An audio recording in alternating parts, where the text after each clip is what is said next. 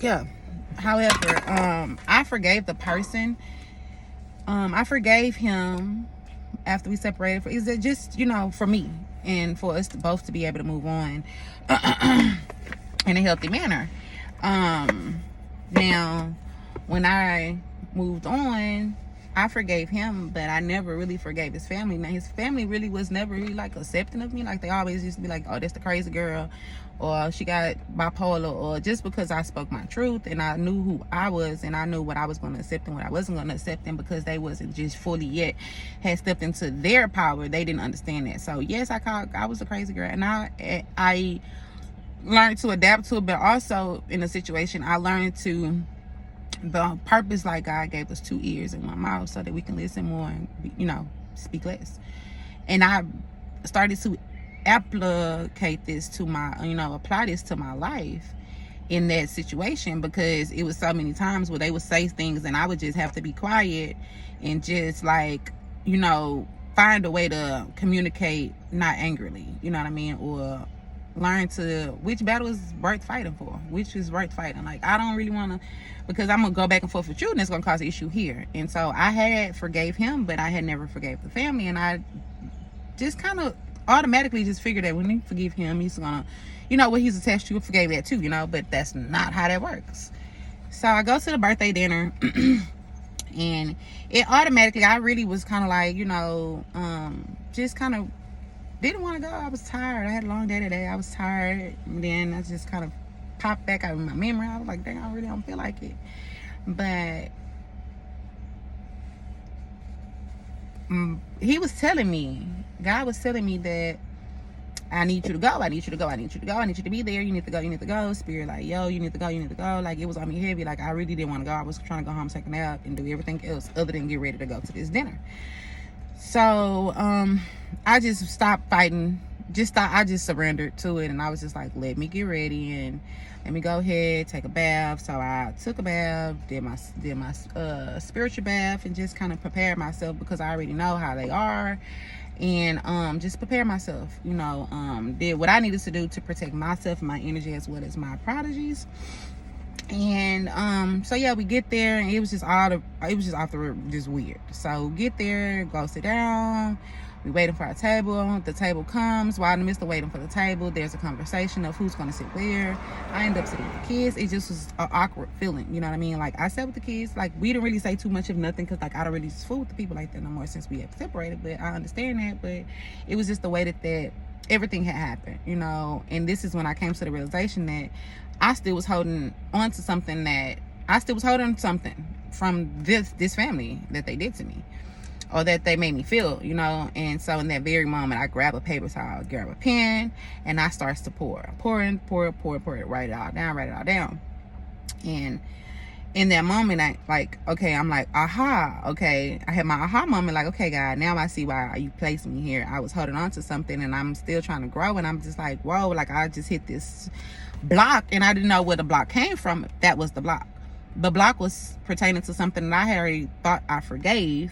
I forgave him, but I didn't forgive his family. You get what I'm saying? So I thought it was attached. It wasn't attached. So I forgave him. He and I are working out on good terms. However, the family I had not forgiven, for how they made me feel, how they made me, just how they made me feel, and the damper that it put on me and my spirit. And at that time, I was still on my journey, but I just was different. You know what I mean? I'm different now. And like, now I can just sit back and see that, like, I need to forgive them, because it's not for them, it's for me. I'm trying to reach my next level of, I'm trying to elevate to the next level, and I can't elevate if I haven't completely forgiven all, So forgave them, I moved on, and the moral of the story was, don't let anybody dampen you.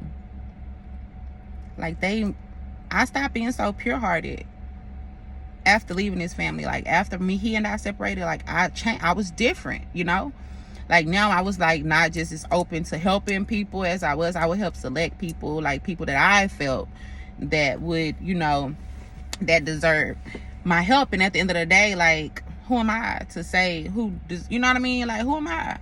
Like, at the end of the day, like, God was disappointed in me. And I was disappointed in myself that I had allowed someone to change me, you know. And I kind of didn't notice it at the time, up until this very moment that I was at this. I was like, I'm good, I'm pure hearted. I was really believing it. I still I still do move the same way. I still do help. I still do charity. I still give. I still help. I still, you know, pour into others. I still be me, but I just wasn't being me at my full capacity. You know what I mean? I wasn't loving as purely as in my full capacity because of the situations I had been hurt. You know what I mean?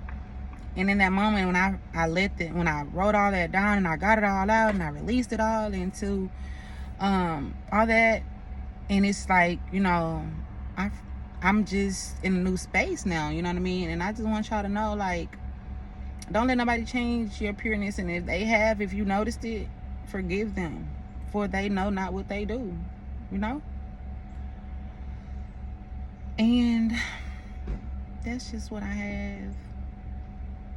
That's what I dealt with these past couple days, y'all. And I'm so grateful and I'm so thankful. I'm just so thankful for the moment.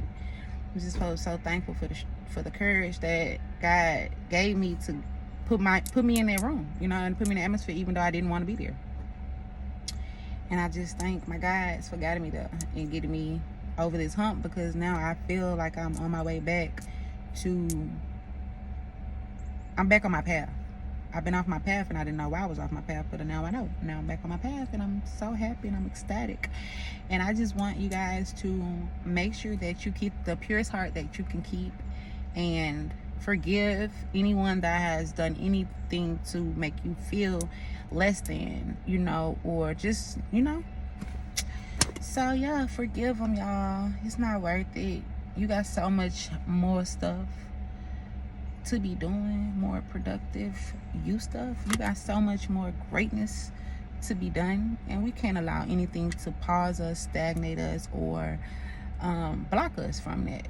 Yes, it's an obstacle. We're gonna get over it, and hopefully this helps you to get over that, get through that blockage, get over that obstacle, that hump, that bump, that hole in the road, you know, change, whatever the scenario, however you want to say it, y'all. Just continue being you in the greatest form, the purest form, the most graceful form. Like, you know, show gratitude, thank them for the lessons that they brought to you, and forgive them, and let's move on to our next level, baby, because we got new devils to face and we ain't got time to be holding on to them old ones.